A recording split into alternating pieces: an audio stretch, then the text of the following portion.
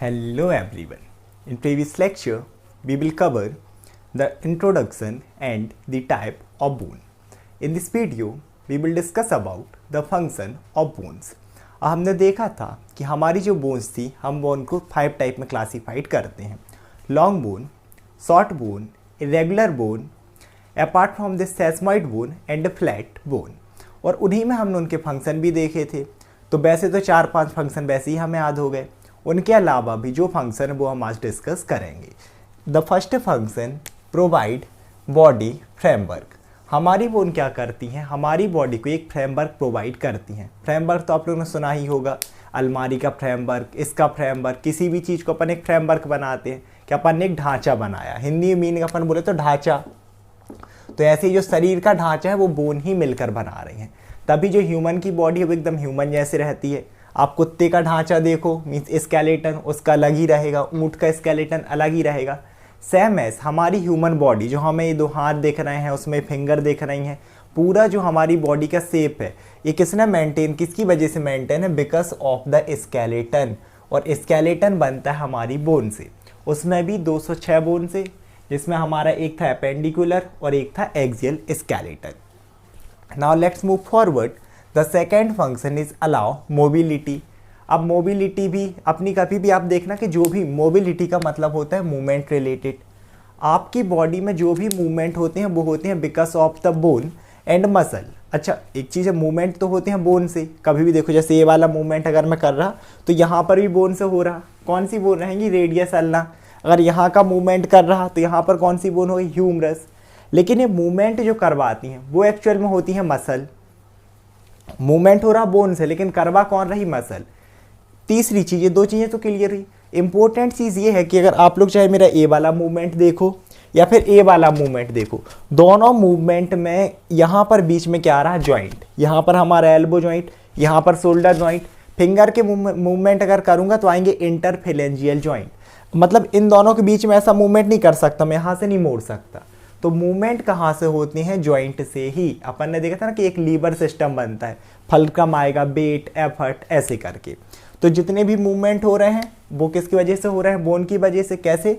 Bone ने form किया है जॉइंट, और उस जॉइंट की हेल्प से और मसल की हेल्प से ही हमारे बॉडी में सारे मूवमेंट होते हैं। चाहे आप जंप करो, आप खेलो, कूदो, डांस करो, नाचो, गाओ, गिरो, सब हो रहा बोन और इन जॉइंट और मसल की वजह से। The third one is mineral storage. अब जैसे कि बोन हमने देखा ही था कि हमारे कोलेजन से मिलकर बनी थी। अपार्ट फ्रॉम दिस उसमें फिब्रोब्लास्ट थे जो कि ऑस्टियोप्रोजेनेटर सेल थे, और हमने देखा था उसमें था कैल्शियम। तो कैल्शियम के अलावा कैल्शियम और फॉस्फोरस, इसके अलावा भी कुछ सब्सटेंस प्रेजेंट होते हैं हमारी बोन में। और इस कैल्शियम फॉस्फेट का बहुत इंपॉर्टेंट रोल होता है हमारी बॉडी में। जब भी अगर एनाइंस की ज़रूरत होती है ना, तो ऐसी बहुत सी एक्टिविटी होती हैं जिनसे अब जो कैल्शियम रहेगा, अगर एक अपन रफ डायग्राम बनाए कि ये हमारी एक बोन है, तो अब क्या होगा? इसके अंदर है कैल्शियम और इसके बाजू से प्रेजेंट होंगी हमारी ब्लड वेसल।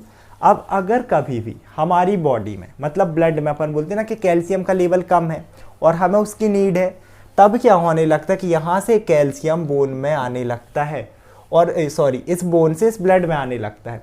और जब ब्लड में लेवल ज़्यादा होता है तो वो इस बोन में जाने लगता है। ये सारी एक्टिविटीज़ अभी अपन देखेंगे, जिसमें ऑस्टियोब्लास्ट, ऑस्टियोक्लास्ट, डिपोजिशन, रीएब्जॉर्प्शन, इसे हम नेक्स्ट वीडियो में कवर करेंगे। The next one is haemopoiesis. तो हीमोपोइसिस देखो, फिर से बट को तोड़ते हैं। हीमो मीन्स हीम, और हीम रिलेटेड होता है ब्लड से, हीमो रिलेटेड ही होता है ब्लड से। जैसे हेमाटोलॉजी आप लोगों ने पढ़ा होगा, ब्लड की स्टडी ऑफ ब्लड। इसके अलावा एक पोइसिस, पोइसिस का मतलब फॉर्मेशन, से है ना, प्रोसेस लगी है। जैसे अपन ने देखा था एरिथ्रोपोइसिस फिजियोलॉजी में, जिसने भी पढ़ा हो तो बहुत ईजी हो जाएगा। तो हीमोपोइसिस क्या होगी? It is the process of formation of blood, मतलब ब्लड बनाने की प्रोसेस ही होगी हीमोपोइसिस। इसी में हमारा एरिथ्रोपोइसिस भी आ गया, रेड ब्लड सेल से बनाने की प्रोसेस। तो चाहे अपन ने देखा था एरिथ्रोपोइसिस, जिसने भी अगर एरिथ्रोपोइसिस देखा होगा इसके लिए बहुत ईजी हो जाएगा, क्योंकि अपन ने एरिथ्रोपोइसिस देखा था कि उसकी 3 साइट होती हैं। किसमें? इन्फेंट में। तो उसमें अपन ने देखा था कि एक अपनी स्टेज होती है हेपेटिक स्टेज, उसके अलावा अपन ने एक फिर उसके बाद देखी थी बोन मैरो से। मतलब एक में क्या हो रहा था कि सिर्फ हेपेटिक से, हेपेटिक मीन्स लिवर से फॉर्मेशन हो रहा था ब्लड सेल का फीटस में, और उसके बाद फिर अपन ने देखा था कि बोन से भी फॉर्मेशन हो रहा। और बोन में कहाँ स्पेसिफिकली, जो बोन के अंदर यहाँ पर अपन देखेंगे ना तो इसमें प्रेजेंट होता है बोन मैरो, इस तरीके के एक फ्लूइड। इसे अपन अलग से डिटेल में पढ़ेंगे कि बोन मैरो क्या होता है।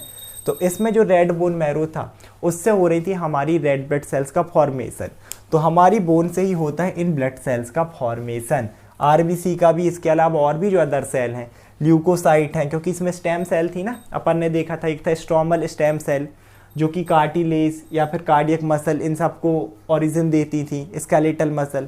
और एक अपन ने देखा था हीमेटोपोइटिक सेल जो कि पूरी बोन सेल को डेवलपमेंट देती हैं। इसमें बहुत सारी यूनिट भी देखी थी अपन ने, colony forming unit erythrocyte, colony forming unit megakaryocyte, granulocyte. मतलब जितनी भी ब्लड सेल हैं, चाहे वो ल्यूकोसाइट हो, वो रेड ब्लड सेल्स हो या फिर थ्रोम्बोसाइट हो, सभी बनती हैं इस बोन मैरो से।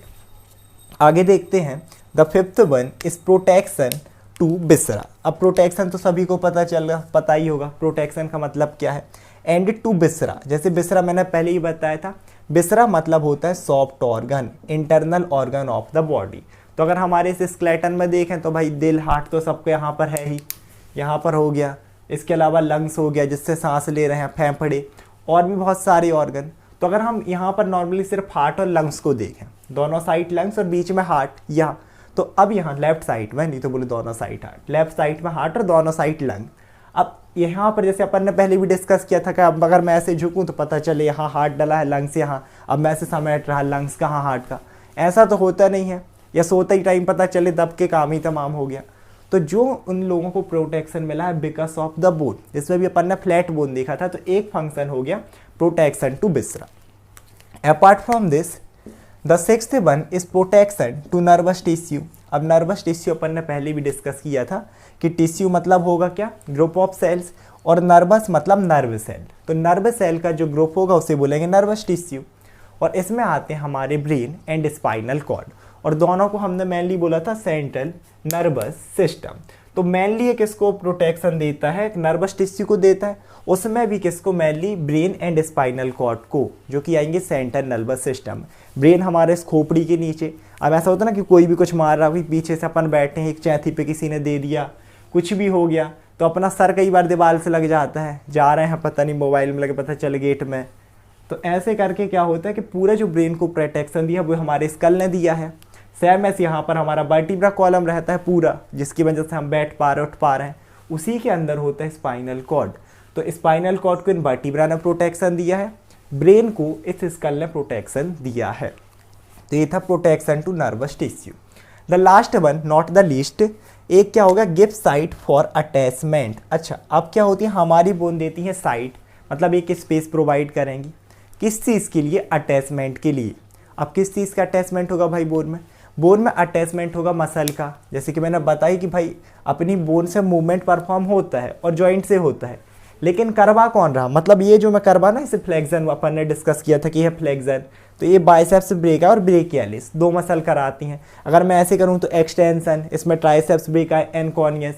तो एक्चुअल में जो मूवमेंट होते हैं पूरी करवानी है मसल, तो उसके लिए भाई अटैचमेंट चाहिए ना। जैसे सपोज करो कि यहाँ पर ऐसे रस्सी से मैं अटैच कर दूँ, अब अगर मैं इसको ऐसे उठाऊंगा तो मेरा हाथ अपने आप उठेगा, इसे दूर करूंगा तो हाथ अपने आप दूर जाएगा।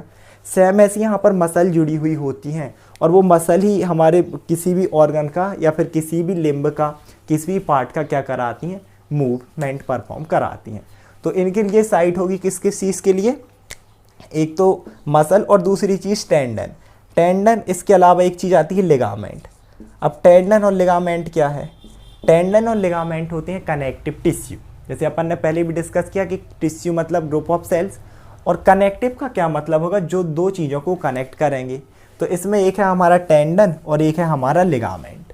अब इसमें जो लिगामेंट रहता है ये कनेक्ट करता है बोन से बोन को, बोन टू बोन, और हमारा जो टेंडन रहता है ये कनेक्ट करता है बोन से कार्टिलेज को।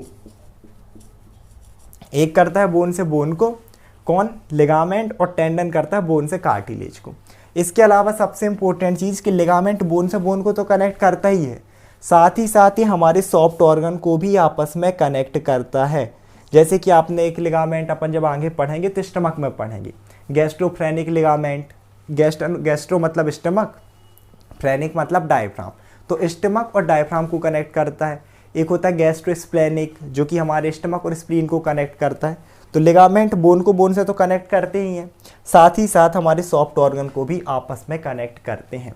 तो ये थे हमारे पूरे बोन के फंक्शन, यहाँ तक कि जो मैं चल पा रहा हूँ, हम लोग बैठे रहते हैं, आप एक पोस्चर में बैठते हो ना स्ट्रेट, ऐसा थोड़ा कि मैं खड़े खड़े गिर जाऊँ, नहीं, प्रोटेक्शन है। कहीं ना कहीं नीचे हमारी पैर की बोन हो गई, फीमर हो गई, फैलेंजेस, यहाँ पर हमारा वर्टिब्रा कॉलम की बोन, इन सभी ने हमें क्या करके दिया है, एक सपोर्ट सिस्टम प्रोवाइड करके दिया है। So this is about the function of bone. I hope आप लोग वीडियो समझ में आया होगा। Thank you so much everyone.